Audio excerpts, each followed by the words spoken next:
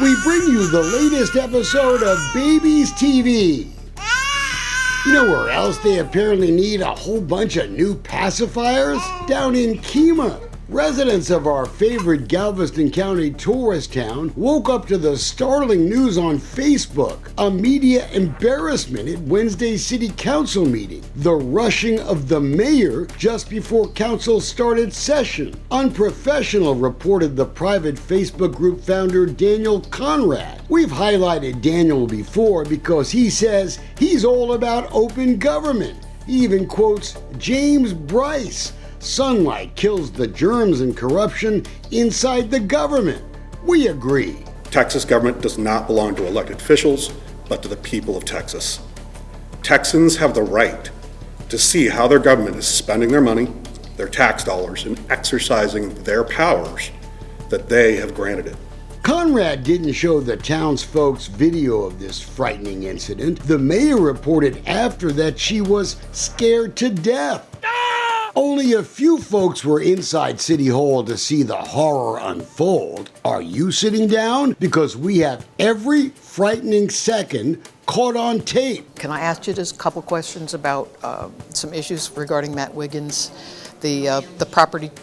Not tonight, not during our meeting. The parking lot, is the meeting started yet? It should be. We're waiting for them to walk back. How about after the meeting? No, ma'am. No? Why? I will never talk to you all, ever. Mayor Collins then got up and hid by the back of the council chamber until the media went away. We think folks in Kemah know what the word rush means, but in case you don't, Mr. Conrad, it means to move with urgent haste, to attack. So we'll play at regular speed exactly how the intrepid reporter from Dolcefino Consulting approached the mayor.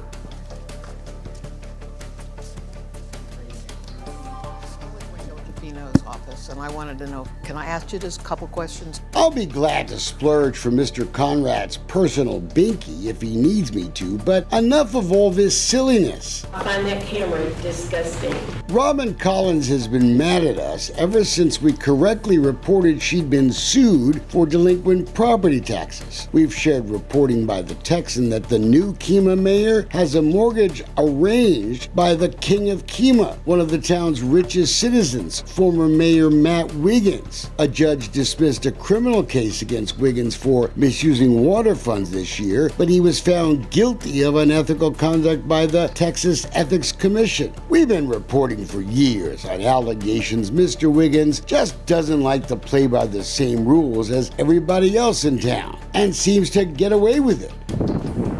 There are now complaints about Wiggins' 5 parking lots inside the city limits, that they're violating city ordinance. As you can see, they are unlit grass fields near the boardwalk and entertainment district. There's a city ordinance that parking lots in town must be paved. Yes, there is, and seeking to get his compliance on that regulation. Code enforcement is investigating. Code enforcement in Kemah is being handled by an outside contractor, Mike Garcia, fire marshal in Willowbrook, who says Wiggins could get a citation. Until I get the permission from city council or my city management, I will, there won't be any citations issued until I get approval for that. That's why we were at City Council. A discussion about the 5 unpaved parking lots owned by Wiggins was on the agenda. We were there, but Mike Garcia wasn't, and City Council did nothing. But why? We've learned Wiggins got his first notice of violation last October, 10 months ago. In January, the Kemah Code Enforcement Officer issued second violation notices for at least 3 of the parking lots, giving Wiggins 30 days to fix it, warning a failure to fix it could result in fines of up to $500 per day, per lot. In June, 5 Wiggins-owned parking lots were found breaking the city ordinance. We did the math.